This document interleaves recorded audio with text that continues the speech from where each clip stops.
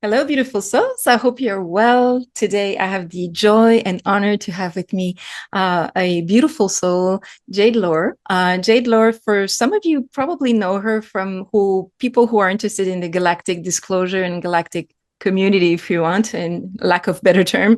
Jade Lore has a beautiful YouTube channel, which is entitled Compounding Infinity.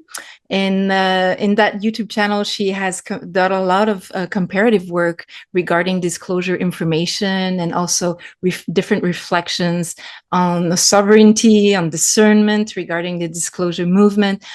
Very, very interesting YouTube channel. And Jade really brings her own perspectives as well with her own galactic memories and connections to, galactic people and perhaps also inner earth people. I don't know. We'll explore that together. So first of all, I want to welcome you, Jade. Thank you for having me. I'm so excited to do this today. Well, it's a real pleasure to have you. And you're in a beautiful sunlight and nature today, as I'm in the fake galactic thing in the back. But it's a nice complementary aspect to our conversations. And both of us are really interested by us inner Earth as well as galactic Mhm. information. So before going more into depth, I'm just going to let you present yourself a little bit and offer a little bit of an introduction about like who you are, what is your YouTube channel about, and what do you present there, and why are you doing it, and what's the purpose of it, and anything you want to talk about regarding what you bring to this beautiful disclosure movement. Sure. Um, I guess I should start from the beginning. In the beginning of all this, as a young child, actually, I had more I would say communication or instances. I'm trying to think of a good word, but I would have these experiences with like earth spirits. Mm-hmm. And it was not really something that ever really scared me, but it was interesting. And just from a young age, I always thought, there must be something more to this like experience that we're all having. It's not just what we can see in front of us. Like there's definitely like a subtle energy that's going on. Like there's things that maybe scientists have not yet, you know, publicly disclosed or understand or anything like that. And just having those experiences from a young age really opened my eyes to what we can see, what we can feel, and what all we as humans need to probably spend some time exploring. And it was interesting. A lot of the times I would, like people that were close to me, I would, before they would die, I would have a dream about it. And Mm-hmm. it was never like, come save me or anything like that. It was always just a peaceful message. Usually, like, for instance, I had a coworker that unfortunately took his own life. And I barely knew this guy. I was actually quite new. And the message that he gave to me in this dream was to basically that the woman that he had been seeing at work, that it wasn't her fault and that I should be her friend. And as it turns out, once, everything happened, the entire office turned against her and basically blamed her for everything that happened. So I really had to step up and like be her rock during that time. And it really got me thinking that, number one, death isn't something that we should fear. It's something that it's natural, just as natural as being born. And that there is something after death. It really got me thinking too about reincarnation and all of these like big ideas. So by the time I was, in my early 20s, I really had a wider picture, a wider view of the world than a lot of people that I knew. So for a while there, I was really feeling like there was a spiritual practice that I should be involved in. I just wasn't sure what it was. I didn't really, I didn't really agree, I guess I could say, with, a lot of the religions that were out here. There were little bits and pieces from some of them that I felt, I resonated with. But in general, like the religion that I was grown up in, I didn't really resonate with it because it seemed very limiting and it seemed like it had been influenced by a lot of people's egos. And also, I just didn't like the fact that you weren't invited to ask questions, because I feel like a religion that is this ancient, all of the questions should have been asked already and answered. And if it's something that's supposed to be infallible, then whatever question I come up with, there should already be an answer. But I found that wasn't the case. So it was really something that I had to think about. And very early on, I learned to discern.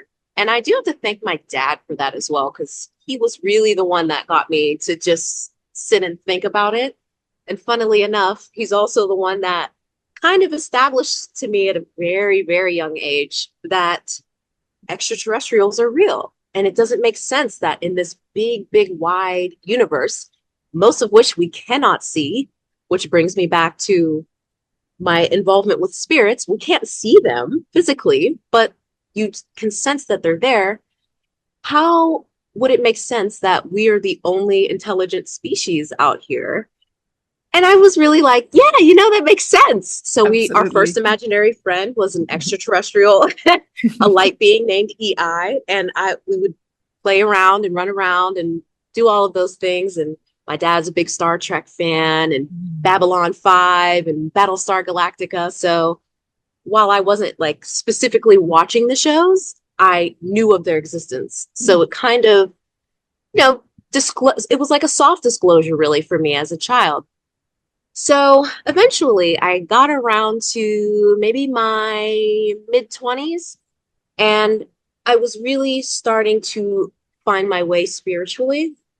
And I arrived at root work, which is basically herbalism.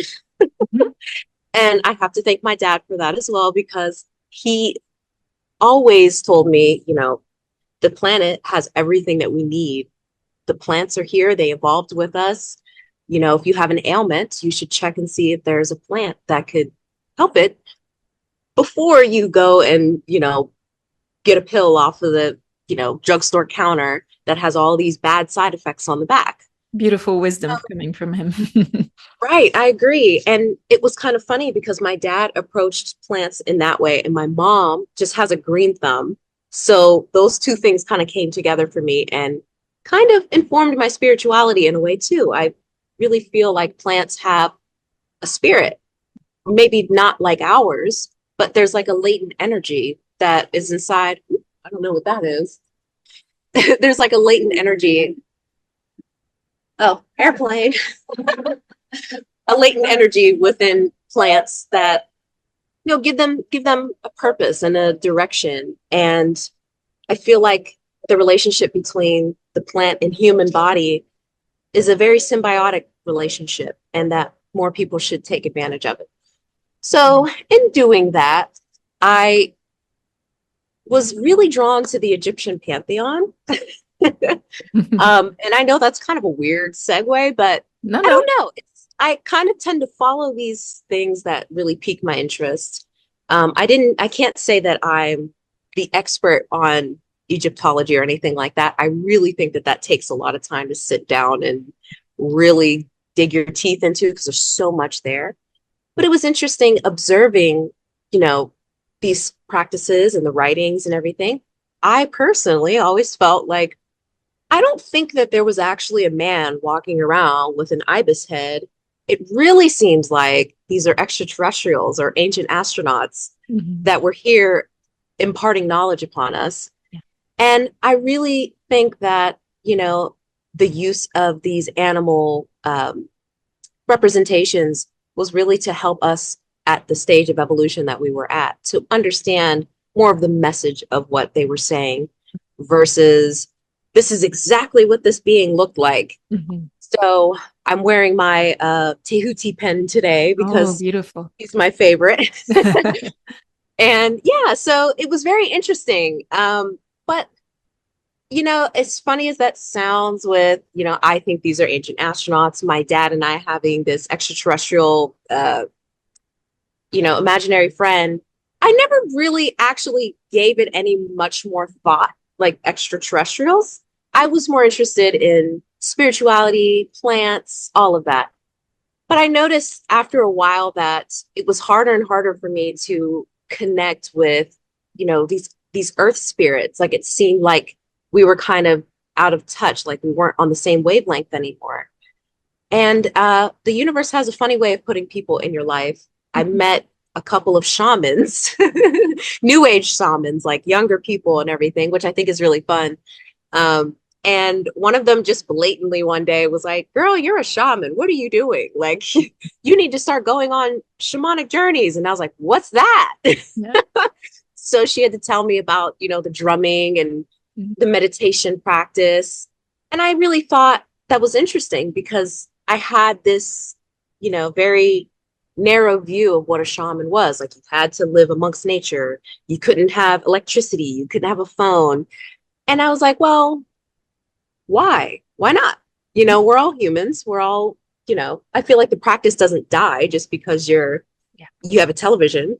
So I really started to connect with that. And it was quite funny because as soon as I did, my guides are like, you're going to be speaking with extraterrestrials. And I was like, what? What do you mean? And then I kind of thought about it and was like, I mean, I'm not mad. Sure, why not? So I remember Like, one of bring my it first, on. yeah, bring it on. You know, it's like, oh, okay. I wasn't expecting that one. I thought you were going to tell me like, you need to meditate more. You need to do this. You need to stop doing fluoride. But no, they're like extraterrestrials. And I was like, okay, that works. Sure. It was kind of meant to be since you were kind of prepared for that, right? Yeah, it was funny because I had to really think about that and was like, you know, it's interesting that I'm not freaking out about this. I'm just kind of like, sure.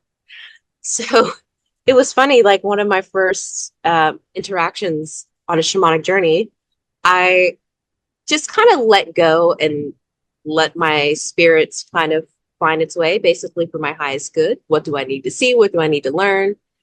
And one of the first things that I saw, I was up on this ship, and the ship was orbiting Earth, like high up in the atmosphere. And I was kind of able to see it from this like curved window that's kind of like yours without the bars there. And I'm just kind of looking like, okay. And there's this man with blonde hair and it's like really curly. And he turns around and he's like, you're finally here. I have so much I need to tell you. And I'm like, who's this? Hello. Yeah. But before I could even really think like, who is this? I instantly knew, like just by sitting in his energy, that he was me and that I was talking to a different version of myself. Wow. And it was really interesting to just have that like knowing instantly. Yeah. So and it is a knowing, you're right. I mean, it is usually something that, you know, nobody could tell you this is wrong. Like you just know it every fiber of your being, right? Yeah.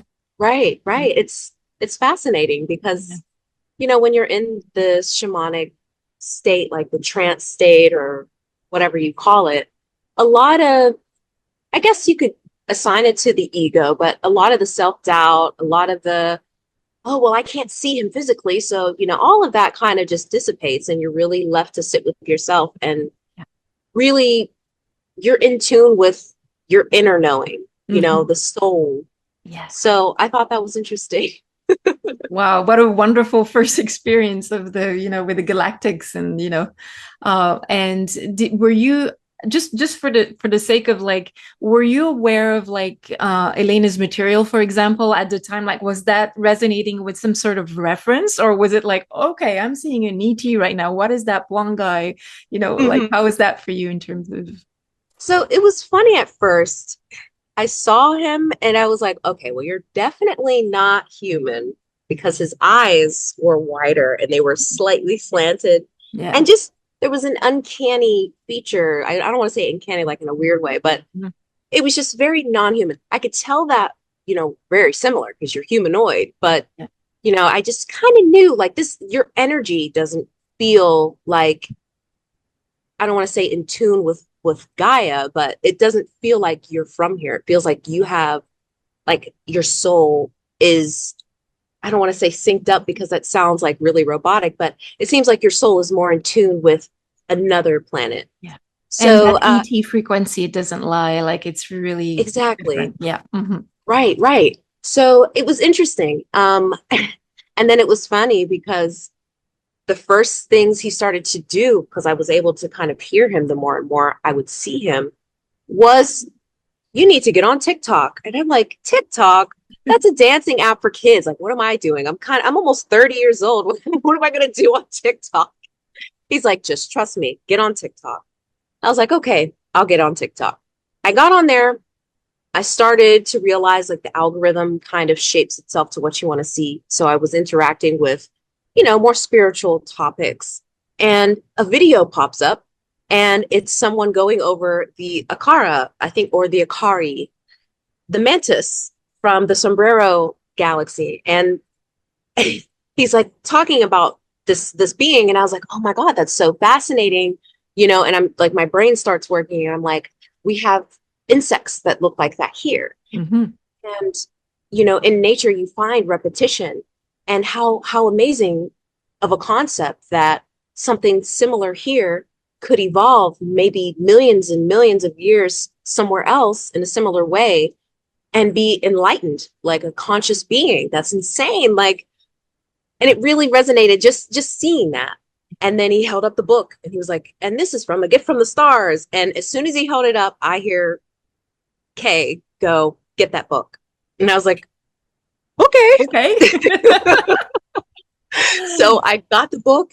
I read it in like a day and a half.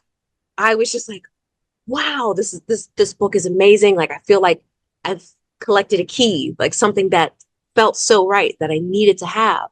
And it was so fascinating how quickly I was able to memorize all this information about these different beings, and how it sparked a thirst for knowledge for me. And it was funny because I'm looking through the book, and I'm like, what are the odds that, his race would be in here? And I'm looking, actually, I may have my timeline messed up.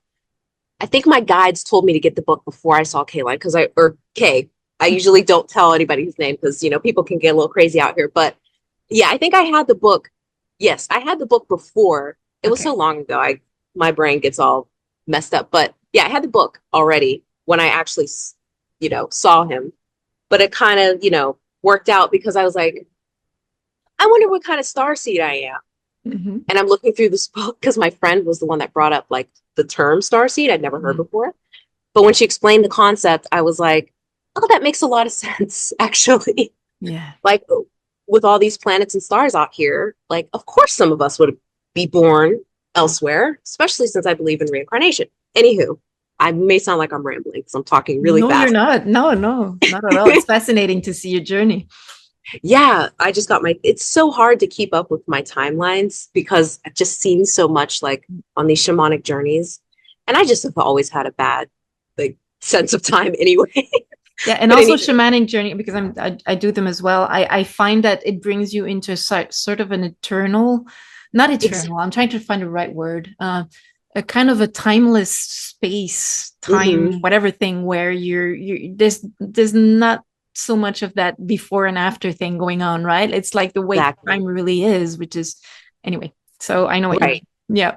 Yes. So I actually got the book before I ended up seeing Kay, but I was approaching, I think, seeing him galactically. But anywho, I got the book and I'm looking through it because my friend's like, oh, starseeds, and I think I'm from here. And I was like, huh, like I wonder what kind of starseed I am. Like, I'm looking through this list of starseeds, and I was like, ooh, maybe Orion, maybe this system is Sirius. And my guides just chime in and they're like, Pleiades. And I'm like, They're like, Pleiades. We don't have time for this. Because I'm like treating it as like a week. And they're like, mm-mm. So when I finally saw Kay and I got this book and I looked through it when I was approaching the Pleiadian section, obviously they don't call themselves Pleiadians. I was really like starting to get a little anxious. I was like, oh, what are the odds? I look, boom, there it is, Errahel. And I was like, oh my God. Like, crazy. Instant recognition, right? Like it's like yes. And just the description, I was just like, I felt homesick. It was the strangest feeling. Yeah. So yeah, that was kind of how all that started, minus the mishmash in time.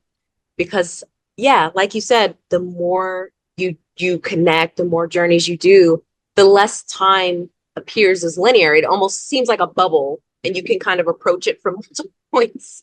Yeah, But absolutely. yeah, so that's what started that. And funnily enough, I see so many people online that claim to channel these beings, and they're these like deified subjects that are above reproach. They don't make mistakes. They're these like godlike beings. Mm. And I'm in contact with one who's myself, which I feel is the best way to have any sort of contact if you're not physically, you know, meeting with these extraterrestrials, is to speak to yourself. Because I always say, look within.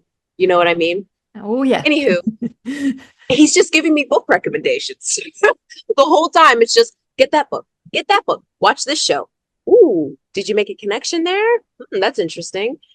And it was Oh, just this cool. like research project that just kind of plopped into my lap. And I just felt like I had to, I just, there's so many things that I'm noticing. I'm like, okay, there's this person saying this, there's this person saying this. This one seems a little strange. I wonder what's going on here. And then, I started, it was so funny because I had Elena's book for so long. I didn't know she had a YouTube channel, I think, until I bought We Will Never Let You Down. Okay. And she linked her YouTube. I was like, why didn't I think of that? So I start looking at her YouTube, And you there was a know, lot there already when, in yeah, I was like 2021, like there was, yeah. Mhm. a wealth of knowledge because Yeah. I'm already digging into this book and I'm like, oh my gosh, there's even more. So it just took on this whole personality almost that I had to really get as many books on the same subject as I could to compare and contrast. And Yeah. I developed a thesis very early on. Like, is everybody saying the same thing? Or is it a bunch of people saying a bunch of random things? What can we gather, for example, about the ancient Atlanteans, about from the books that exist topside that we have access to? Because I think most of us know about the halls of records and things like Mhm. that, but I can't go in there and access it right now. Yeah. So what do we have up here that we can learn about these people? And is it all true? Are some people out here disinforming? And it was very interesting because I started getting these dreams too that were just like taking me to these old classrooms with cobwebs everywhere, and I'm dusting it off, and they're like, you have to teach. This is what you're here to do. You're here to teach. And I'm just like, yeah, that feels right. Because that was my brain immediately. I was like, okay, we got to get this book, this book, this book, this book. We got to look at these people, see what they're saying, connect the dots. And I quickly realized that, yes, there are people that are, out here with the best intentions, spreading knowledge. But there are people that are also misinforming, diluting the pond, sowing chaos and confusion. And I think that's very unfortunate. However, I think it's important that we do see those things and we Mhm. do interact with them in the healthy way so that we can recognize the pattern, look at what that shape looks like, develop the skills to discern, because not only can it, positively affect us in the disclosure sphere, it can also inform other parts of our lives because the government has a very long track, or governments have a long track record of misinformation. And if we're able to develop these skills to really suss out when someone's telling the truth, totally flat out lying, or mixing them together to make it a Mhm. little bit more digestible, I think just having that skill is a great skill to have in life, just in general. Absolutely. Would you say, just for the, in your experience, would you say that the capacity to discern material is intimately related to the inner work we have done in terms of healing and transmutation of trauma, or, just our basic perception of reality and how that is obviously biased by our experiences? Like for someone who's kind of discovering all of this disclosure stuff, like how would you say discern, how would you describe in your words that discernment aspect? Like what is it linked to in your perspective? I think a lot of people, we are humans and we do have egos. Um, I think the level at which you have sat with yourself and really picked apart the ego, examined and analyzed the purpose of it and how it can act to try and protect you from emotional trauma, physical trauma, psychological trauma, how that looks, it's a constant process. Yeah. And if you ignore that aspect and you just go off, you're just kind of doing things for the plot, so to speak, it might get in the way of your ability to discern. I think a lot of people are maybe not so informed about the level at which the ego evolves with you. You know what I mean? Because you cannot physically shed the ego completely off. I feel like that is an illusion. I Yeah. feel like you can peel it back and there's going to be another layer. You peel it back, you peel it back, you peel it back. You, I feel like as time goes on, you can really learn to live harmoniously with the ego. And it Agreed. can be helpful to Yeah. inform you on things. But if you, it's like a plant. If you don't water it, if you don't tend to it, if you don't observe how it interacts in its environment and how it shows you what it needs or what hurts it, then you're not really going to get any fruit, any good Yeah. results. Mm-hmm. So yeah, I think not only does this soul, the inner knowing, the gut feeling inform your ability to discern, but the work that you put in with the ego, with your mind, your ability to think, informing yourself. I feel like a lot of people are drawn to disclosure because of an inner knowing.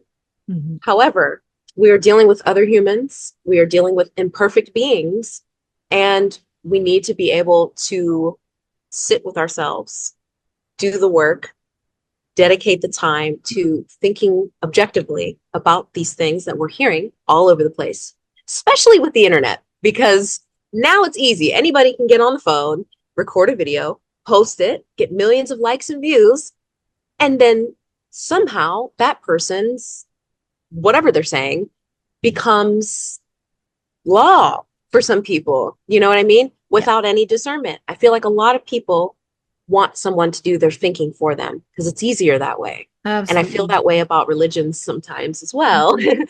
So, That yeah. includes New Age, in my view, personally, as well. Not that it's a religion per se, but there's this element of a sort of like a happy, happy, love, love, where you're not necessarily, doing the shadow work and Mhm. reconnecting with that part of yourself that you also have to know in order to accept that you're many things, including your Exactly. shadow. And anyway, that's I'm not gonna get started on that because there's no.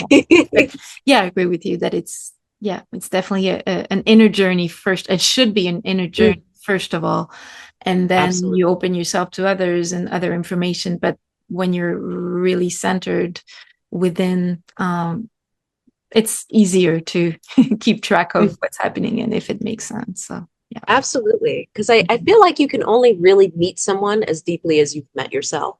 And if we're Absolutely. going to be, communicating with these higher dimensional beings, I think we should also be meeting with ourselves so that we can really understand what knowledge they might want to impart on us. Because they can Mhm. tell us all the answers to the test, but Yeah. once it's time to practically apply it, if you haven't actually sat and gone through the process of integrating that knowledge, sussing it out, really breaking it down and, figuring out what the message is inside of the lesson, you're really not going to pass the test at the end of the day.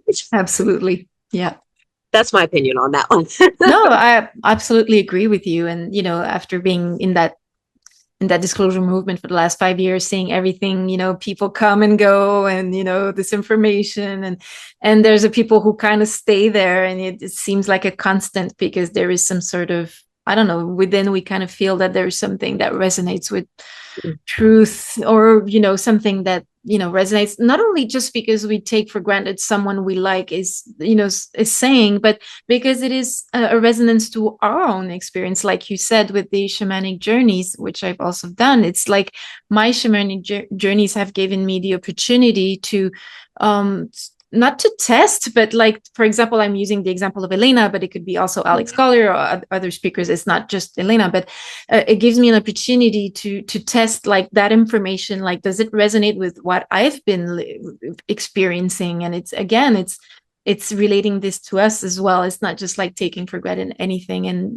personally, in my experience, it has resonated with my experiences as well. So, but it might be different for others, and that's perfectly okay. I guess that we need all kinds of things out there, like a menu, and it's an Absolutely. opportunity to grow and develop and discern. And so, it's not, I'm not saying that there's not wrong things, because obviously there's people who muddle the information. It's definitely negative, but I think in a way, if you look at it on the absolute kind of level of things, they bring us the opportunity to really grow and know ourselves better and develop that discernment. So I think that's absolutely crucial. You're absolutely right there. Absolutely. And that really does play into the idea of the ego, because you could be being told absolutely factual information, but you could have a negative reaction to it. Yeah. And it's really important to sit down and analyze why. Mm-hmm.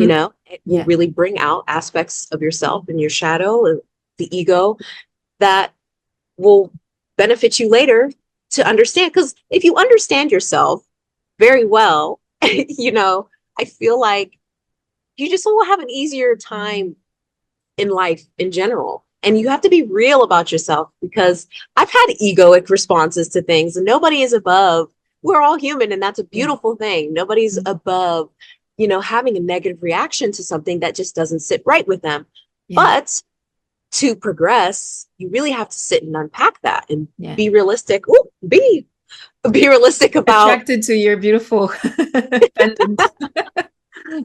You have to be realistic about, why you feel that way about something. Yeah. And I feel like that's a very beautiful thing to do, to really just kind of unzip yourself, look at your insides, think about them, and it may invite some new revelations. Mm-hmm. So yeah, you can really do that with people that are disinforming and informing, and you really just develop, how you think. And I also agree that there's a lot of different perspectives out there as well. Maybe you would resonate with someone that's delivering information in a different way. Some people are straight to the point and they have no BS, and that works for some people. Some people need to have a more nurturing approach. Mm-hmm. There's so many aspects to this wonderful time that we're in. This new information that's coming in, people, sharing deep, sometimes traumatic things, but it's all a part of human history. It's all a part of the human now, the human psyche as a collective. And I think as long as we're always striving to grow and to learn new things, I think it can really turn out to be a beautiful thing that blossoms. Mm-hmm. And I just also think it's wonderful that, our galactic family is here with us to kind of help us through this transition, almost like a family member helps you through like a dark night of the soul, what have you. It's just wonderful. It is absolutely.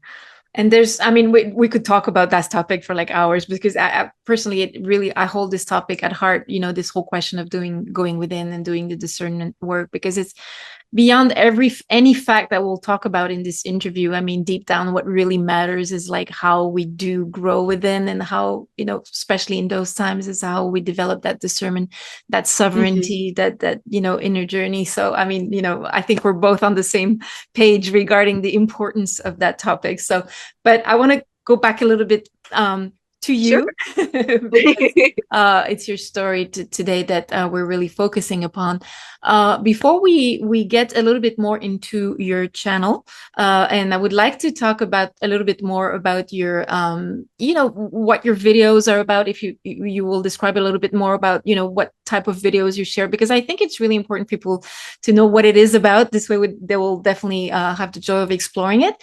But before we go into that, I would like to know if there's other perhaps galactic memories or things you would like to share with us, because I know people always enjoy galactic memories and stories, connections, because sometimes it helps them awaken that part of themselves, and also it gives them the joy of hearing more elements about galactic memories. Absolutely. So I'm always tempted to talk about these things, and then I don't, because I'm like, oh, well, the disinformation, the misinformation, the discernment, it's so important. And, I guess I get a little worried that because I have seen so many people present, like channeling and all of that, and people get hung up on that. Yeah. It almost kind of, becomes a cult kind of Yeah. following. And I never really want to do that. So I kind of like get a little like when I talk about myself. But at certain points, I do feel like it is important to kind of talk about these things because you never know who might need to hear it. And I remember I made a video a while ago talking about like how aspects of like racial identity will play into disclosure and, how our ideas of race on Earth really be challenged by this new age that we're about to approach. Because I'm not saying everyone has discord when it comes to different races and how we interact and different cultures and whatnot. But it's to me, I was like, I think a lot of people don't realize that in certain places too, it could be more prevalent than others. That a lot of racial biases that we may have that may necessarily not even be racism, but just how we interact with people that look differently than us is really going to be ramped up to another, level because we're all human here. We come in different shades and phenotypes, but once we start interacting with insectoids, beings that have cat-like features, beings that look humanoid, I think it's blue going to be skin, exciting, but anyway. yeah. What now? Like now that this opens up, how do we come together? Yeah. And if we can't do that with people that look identical to us, just with a different colored shade, then how are we, going to do that when it comes to different, even more different phenotypes? So I thought that was an interesting. Right. I thought that was interesting. And I know people get a little uncomfortable by, talking about these things, but I think having these conversations is very beneficial. Absolutely. So I was called to talk about myself in that way for that video, because I remember specifically Kay, who's my Errahel self, specifically wanted to be Black in this life. And he was like, it's so important for this time when everything gets revealed that I'm a Black woman. And I was like, Oh, cool. now explain that to me. What's up with that? And he was saying, well, first of all, Earth humans in general, there is this unbalanced nature when it comes to male and female. Like there's a hierarchy, like a misogynistic undertone to a lot of your culture. So I feel like it would be beneficial to have somebody in this space to help us like move forward that, is on the lower, the lower aspect of that unbalanced nature. And he was saying too that he wanted specifically to be Black because he was like, the Black race is a very interesting race. It's very connected to Earth. You all evolved here, and there's a lot of injustices that come with that. Not to say that we're the only group that has injustices, No, but I feel every group on Earth, every racial group has had issues, with other races because of their race. So it's interesting. So he was like, I wanted to take it to the extreme, and I wanted to, I wanted us to really understand that we're all the same. At the end of the day, whenever we shed this human skin, that sounded weird. Whenever we when we transition, whatever. transition from being humans, we're all the same, So the exterior doesn't really matter. Yeah. But it's also important that different groups feel represented as well. There were so many aspects, and I was like, that's really beautiful. I'd never really thought of that. Super So inspiring. Yeah. I thought that was interesting. But anywho.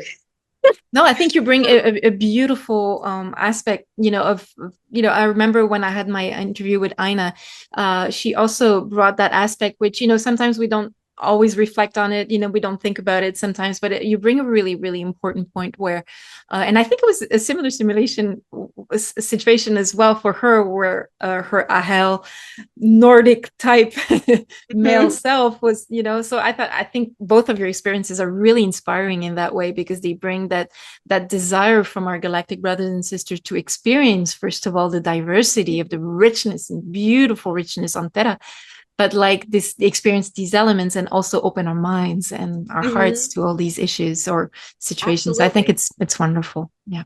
Absolutely. And that's something Mm. that he compliments all the time is the diversity on Earth. He's like, it's really the best like experiment. Like it's like a greenhouse with so many different flora and fauna inside, and the humans Yes. reflect the diversity. Yeah.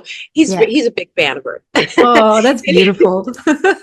But yeah, to talk more about like the galactic aspect, um, one of the funny things that I don't think a lot of people talk about when it comes to these, these beings that present themselves in the beginning as like a spirit guide type, is that they are also beings. They have flaws. They're not these like they shouldn't be Omnipotent, fine. whatever 12 density Right. things. Yeah. Right. So it was really funny seeing some like funny interactions that I've had as Kay with other people. And I was like, oh, you're silly. Like, you're really funny. Like you do some really strange things. Like, but it really humanizes them in a way. And I think that's something important, like that we don't just maybe make the same mistakes that we did in our past by regarding these astronauts as gods, Yeah. because The worshiping everybody is thing. God. Mm, Yeah, everything is God. We yeah, should all be on the same level. There should be no hierarchy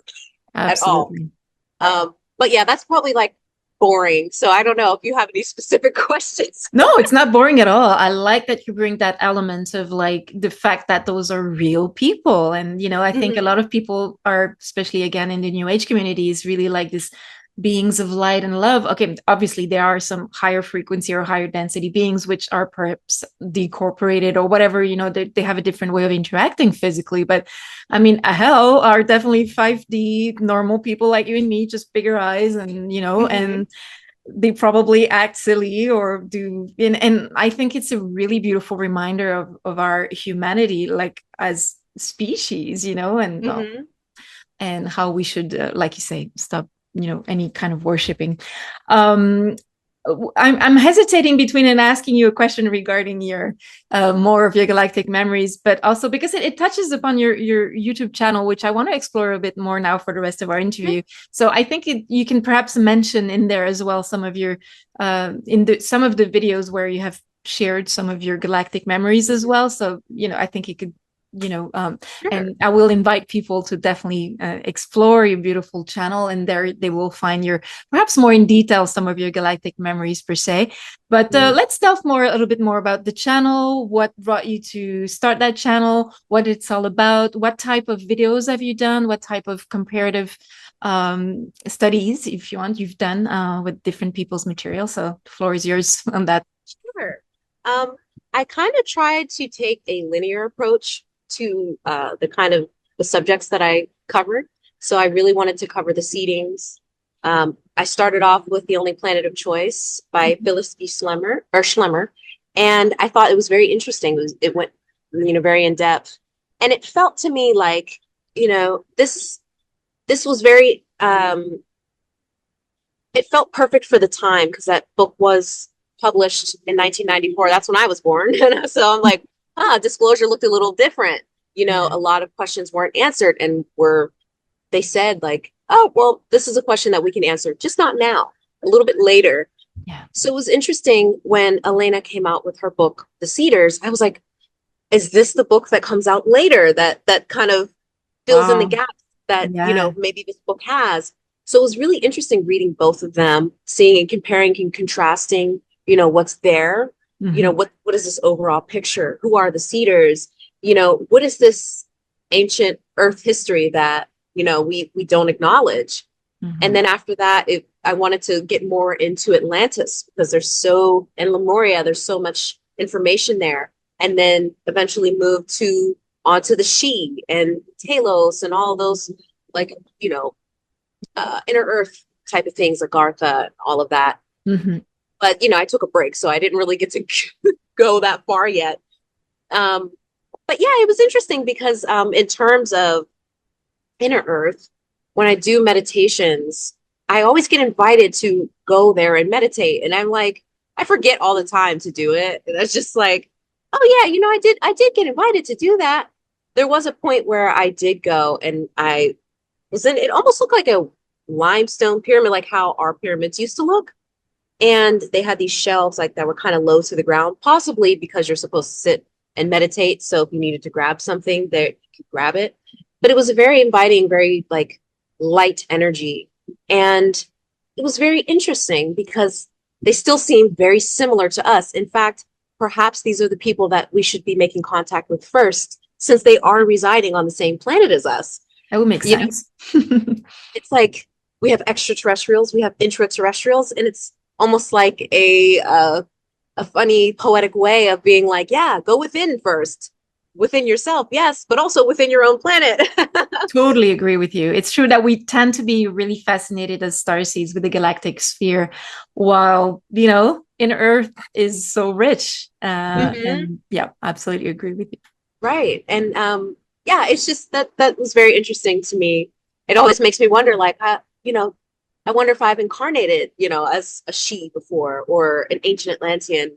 And I've had was it called an Akashic reading done, and the reader that did it for me told me that, oh yeah, you actually were flying a ship during, the sinking of Atlantis, and you were helping people. And I was like, oh, that's interesting. And then I kind of didn't think about it anymore after that. Awesome. But I was like, oh, so I guess I was an ancient Atlantean, and or whatever they were called, Altean, I think.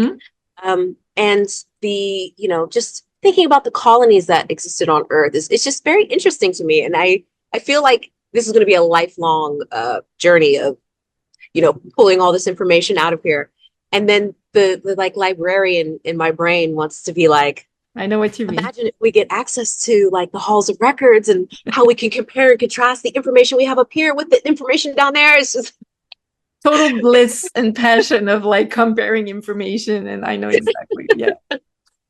oh, and also I had a section of the channel where I really take a look at media, not just books, but Yeah. TV shows, movies, because there's a lot of subliminal messaging that happens there. There's misinformation, of course, and there's also information. Stories like Star Trek, Babylon 5, The Expanse.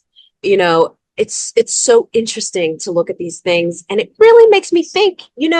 I think a lot of artists, without even realizing it, Mm-hmm. are maybe not channeling, but they're really taking on either a memory that they've had from Yes. previous incarnations, or they're tapped into an energy that we don't yet understand, we don't have scientific terms for yet, Mm-hmm. and it really just feels like we're waking up to who we always have been. And yeah, I'm trying to think too at the same time of any like funny stories I can tell about things that I've seen with my higher self. I guess like maybe for people that like to hear silly stories. Yes. Um, kind of that was like kind of a jump, but That's okay. Well, it's fluid. No um, problem. it was interesting at first because my higher self is I think half Errahel, um, but grew up on Erra, so very much in tune with Errahel culture. Um, I was like, why do I keep seeing you in all these like relationships? Like, what's going on here? Because on Earth, we're taught to be very not Puritan, but monogamous and subdued. Whereas with him, it was just like, I love love. Well, I want to typical of interact. hell, right? I mean, just this Yeah, is how I they learned are. that later on. I was like, Yeah. I think my higher self is a floozy. And then later on, Elena made this video about, extraterrestrials and their sexual practices and their lovemaking. And I was like, oh, That's so not why. only did we like learn these like profound, mystical things, we also learn about how different cultures express themselves through love and everything. And I thought like, that's really funny because I was like, this is a really strange dichotomy that I'm witnessing here. You're a very intelligent, like Mhm. cerebral person, but you're also just when it comes to, and he's very young. Like my higher self is, I think if I were to compare in terms of, because they're their time is not our time. Yeah. Like when I first started interacting with him, I was definitely interacting with an older version of him, but not that old, like maybe 31 Okay. ish, like mentally. Um, and then other times I can interact with him. He's like 21. And that's usually when I was seeing like, oh yes, and I love this person and we had this great interaction and I love this person.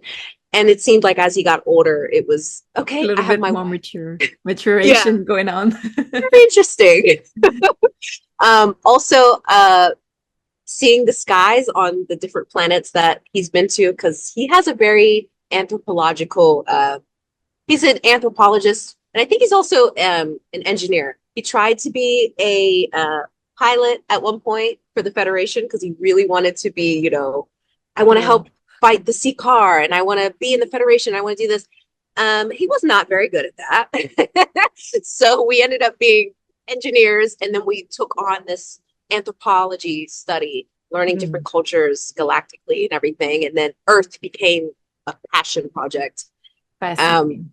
like the different colored skies, like some of the skies are green, some of the skies are pink, like on Errah, the plant life is different, just it's so fascinating because, we have these studies here on Earth, but we're just limited to Earth.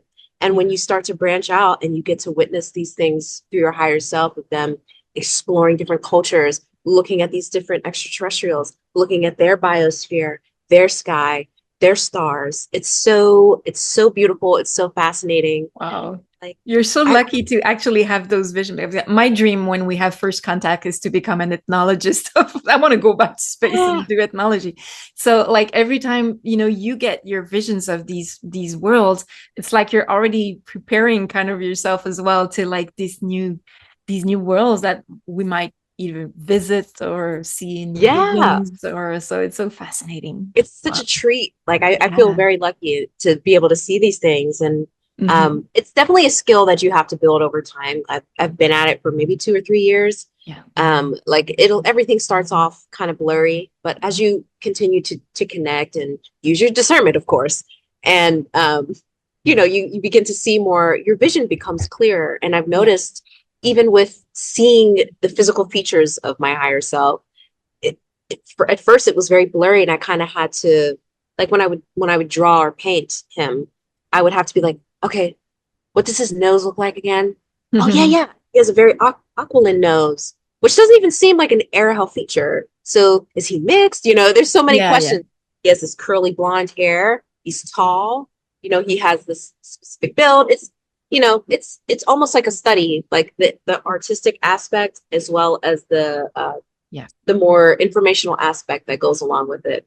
Yeah. But Because you yeah, are an it's artist as well, right? I mean, you do like I'm sorry, I'm just kind of jumping to another subject here, but oh no, yeah. you have mentioned to me that you have a Instagram Mhm. channel where you share some of your beautiful creations and art, right? I mean, that's Yes. I'm gonna just mention it here again. It's a shrine of knowledge for those who are on IG, on Instagram. If you want to find Jade's beautiful creations there, you can look her up there. um, Yes. but I I wanted to go really back to your channel oh regarding yeah, the sure. different videos because I mean I just love your videos because you take a lot of time.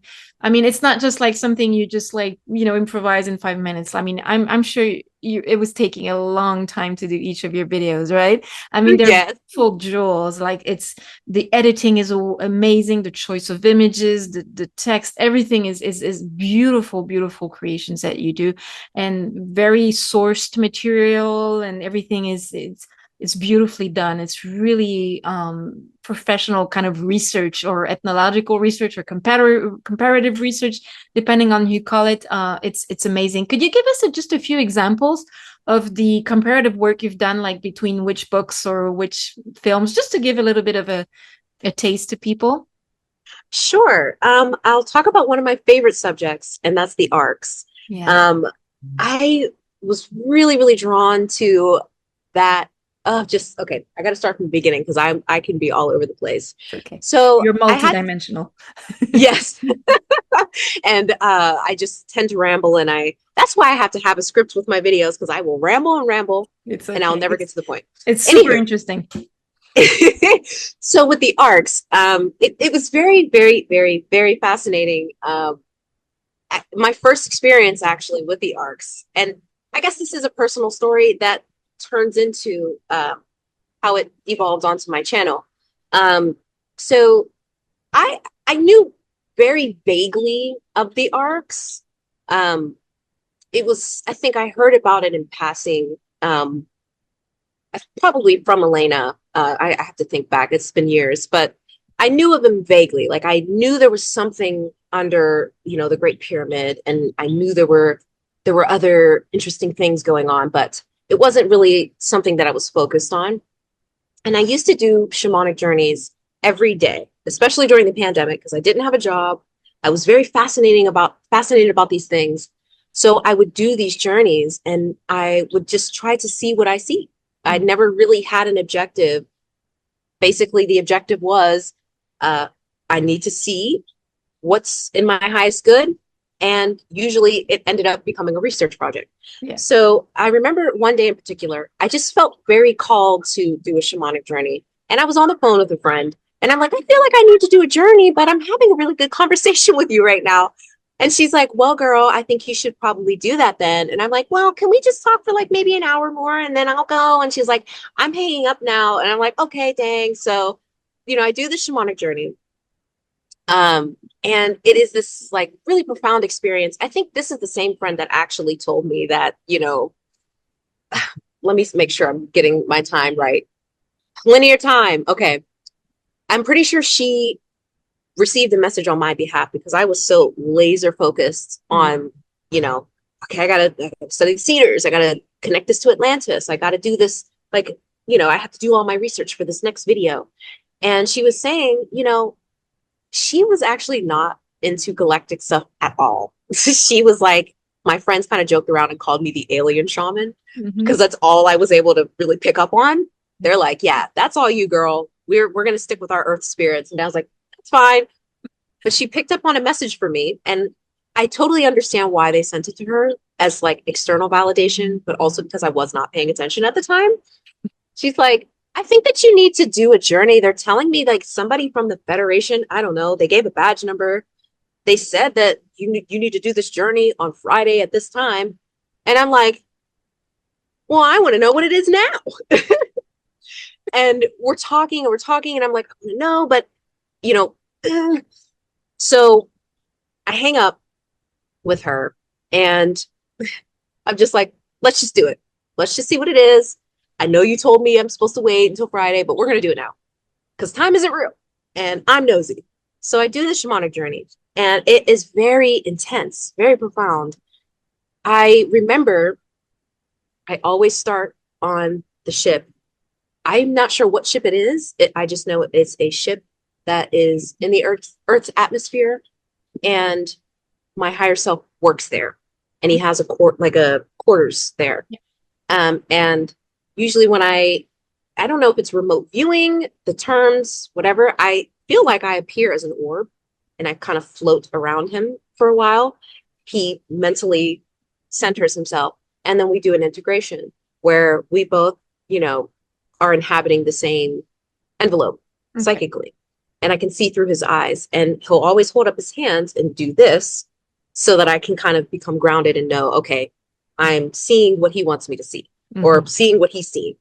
So we're doing, I kind of pop up as an orb and I'm just kind of around him, and he seems very calm, almost like he was a little overwhelmed, but he was centering himself, very serious. And I'm like, what's going on today? And he's like, we have something very important to do. Okay, cool. So I'm watching him meditate. I'm like, okay, I don't think I'm supposed to be, doing an integration yet. I'm going to let him get where he needs to be. Then, when you're doing these shamanic journeys, because their time, they're like the way their time runs is different. It can kind of feel like you're skipping forward.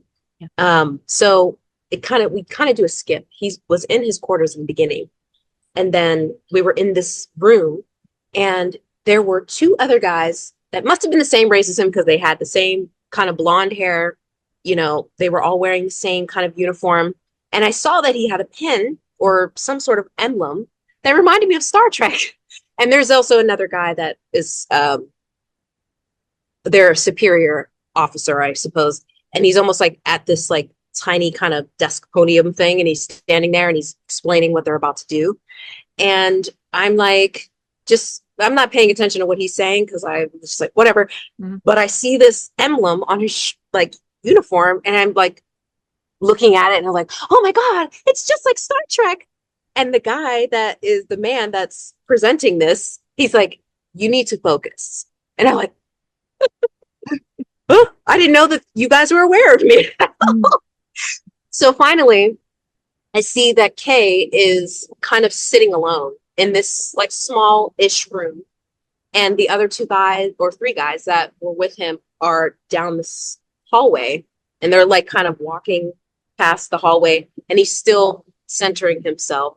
And I'm just kind of sitting next to him, and I'm like, what's going on? Like, are we in trouble or something? Like, this feels very intense. Mm-hmm. And he's just like, just focus. Okay. So I think it works best that I don't know what's about to happen because I'll second guess and everything. So then the two guys, they come and they're like, okay, it's time to go. And he stands up and he seems almost like he's in a trance. And they kind of help him down the hall, like by walking on either side of his shoulders. And we walk into this room, and it has that curved window, and you can see the stars outside, and they're still hovering over Earth. And there is this long table. It's like silvery almost. And there are I knew they were superior officers, and they all have their hands like folded on this table. And there is this seat that is facing them. And it has this very strange high back. Like I could tell when he sat down in the chair that the back was really high up. Mm-hmm.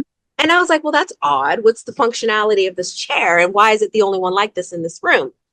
And there is this kind of screen on the side. So he's sitting in this chair, and he's still in this meditative state. And the other two guys are kind of behind him, and he's meditating. And when I do these shamanic journeys, I listen to shamanic drumming.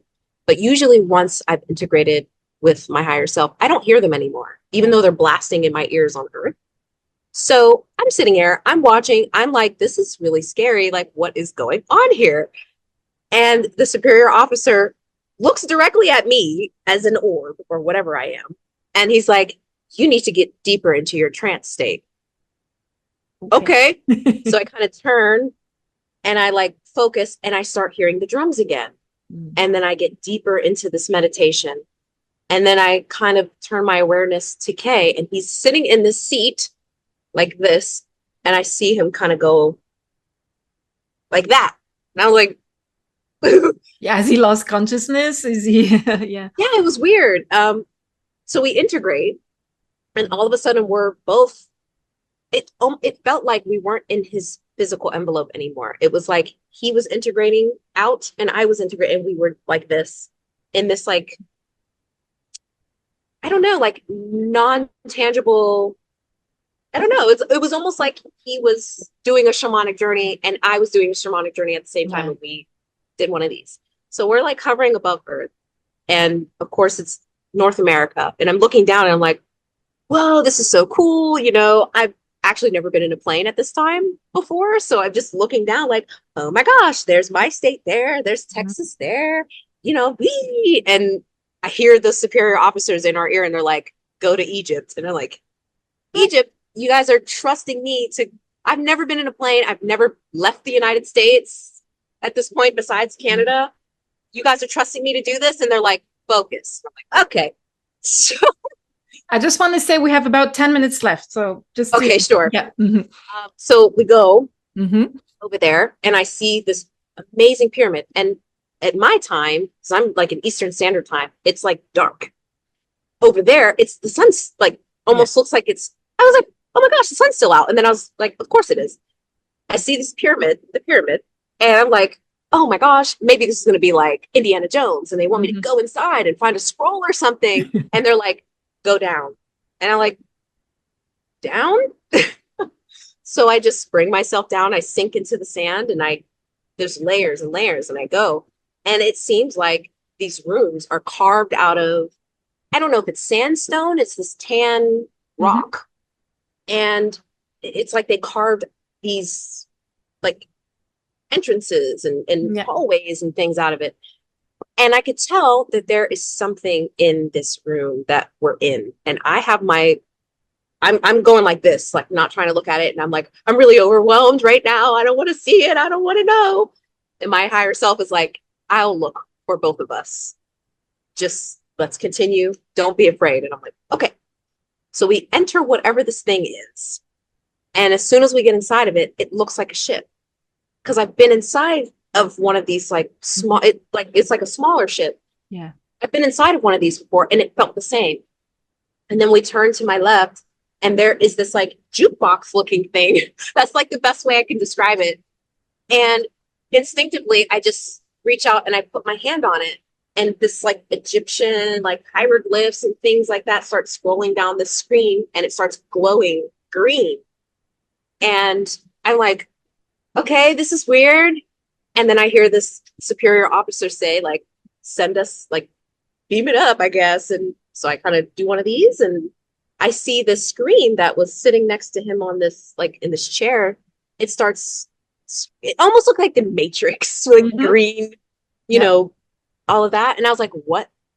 So once I finished that, I was like, what the heck just happened? Freaking out, like, I'm losing my mind. It reminds me of the kind of the Hall of Records rather than an ark, right? And it's, I'm so glad you said that because when I touched it, I don't know what it was. I was like, I feel like it's a ship. I feel like it's something. I don't know. It kind of, when I kind of opened my peeked out a little bit to see, it felt like I was inside of a ship. I don't know, but I was too scared to look. But when I touched that thing, it felt like this, I forget what it's called in Star Wars, but they have this, like, it's almost like a Hall of Records. It's holographic, it's blue. It opened up and there were like, it was just information, like as far as the eye can see, but it was holographic. And it had this blue, like non-tangible quality because it's holographic. And I was like, holy crap. You know, when you walk into a library and you can kind of taste how old the books taste? It was like that. I could sense and taste like in my nostrils and my mouth, like how old this information was, older than any library I've ever been in. Anywho. Do you remember what year that was, just out of curiosity, when you had that experience? To look back at my, I'd have to look back in my journal because I'm terrible at years, but it was definitely during the pandemic. Okay. But anyway, after that experience, I freaked out. I thought I was losing my mind. I thought I was psychotic. I didn't know what was going on. And my higher self's like, relax. At 5 o'clock Eastern time, there's going to be a video that's uploaded, and it'll explain everything. And what do you know, Elena? She posts a video, 5 o'clock Eastern time, I'm pretty sure it was, 5:30 maybe. And she's saying the arcs have been activated. And I'm like, and she says, there's one in Egypt. And I'm like, oh. And then later on, she publishes another book and she says that she's down underneath, like, I think the Great Sphinx or the one of the pyramids. And there was a glowing green light. And she said, something has been activated. I was like, oh my God, I'm not crazy. This is so amazing. I'm hoping that Mm-hmm. I can get into those halls of records and like do some comparative work with our earthly books, maybe. I don't know, big dreams. But yeah, so it's interesting how a shamanic journey kind of turned into research. So then I made this like 45-minute video explaining the art, some of my theories on Moldavite and how it might connect to possible arcs in different locations. And it just became this big research thing. But yeah, that was a long-winded answer. It's okay. It's okay. It's wonderful. It's just that we have to kind of make it around an hour and a half because it's but that was fascinating story. I mean, we felt like we were there with you, not only on Egypt, but also on that beautiful ship. My dear Jade, we're gonna kind of gently close this, bring this interview to a close. I just want to remind people that you have this beautiful YouTube channel, which is entitled Compound Infinity, which I invite you all to discover. Incredible information regarding inner Earth, comparative information regarding inner Earth, regarding galactics. Elena's books with, like you said, Schlemmer as well. I remember David with the conversation of the she. That was absolutely fascinating as well. I mean, there's so much really fascinating, and that's just the books, and then there's the whole aspect with other media, which is really fantastic as well. I invite people to discover your Instagram channel with your beautiful shrine of knowledge, which is art and creativity. I haven't seen it yet, so I look forward to discover that as well. I'm sorry that we have to kind of bring this to an end, but I want to thank you so much, Jade, for bringing us your beautiful experiences, not only galactic in Earth, personal journey as well, and your work, presenting your work that now you've said, just as we end, you said that because you took a little bit of a pause on your YouTube channel recently for some months, you're starting again. Yay! I'm so happy. Yeah. Would you like to tell us just for a couple of minutes a little bit more about what's coming and what people will be able to find on your continuing channel? Sure. So I'm definitely going to be picking up where I left off. I think I want to finish out my coverage of the Cedars. I think it's a very important book. I also have to get my hands on the Encyclopedia Galactica and Koldas. I have to They're catch amazing. up. I'm like so excited when she first talked about Koldas. It just brought me to tears on the public transportation bus when I was going home. Imagine when you're going to read it, you're going to cry the whole time. Oh, that's what happened to me. I cannot wait. I'm also going to be expanding on my discernment video, just adding more in-depth information about how we can really build a system to really be discerning when it comes to our own personal, psychic and shamanic adventures, and also when taking in external information. So a little bit of both, external and internal information. How do we discern? How do we know what's right, what's wrong, all of that stuff? We're just going to be picking up right where we left off. Super important. The discernment is such an important issue right now. So I think it's going to be really helpful to everyone. So thank you so much, Jade. Thank you for having me. It's a real pleasure and real honor. And I look forward to your upcoming videos. And you're always welcome on the channel if you feel like coming back. It was a real pleasure. And take great care of yourself. And thank you for sharing with us. Thank you for having me. It's a pleasure. Bye. Hello, beautiful souls. I am passionate about what I do every day. I do it with enthusiasm, with great joy, and with great love. And I'm following my bliss every day of my life. And I do this through the artwork that I create that brings high frequencies and high vibrations to people in general. These beautiful creations accompany some transmissions, high frequency and high vibration transmissions I receive from my Galactic soul group, through which I'm connected through the heart. And I also have created and maintain on a daily basis and on a voluntary basis a electronic index that showcases and support Elena Danaan's beautiful work and information regarding galactic disclosure and star nations. I do this 6 days a week. I work more than full time. It's something I do really, really passionately with lots of love, and I do it for the good of everyone. And because I love doing it, because it brings value to everyone, to others. However, as a self-entrepreneur, I don't have any other source of income than the selling of my artwork.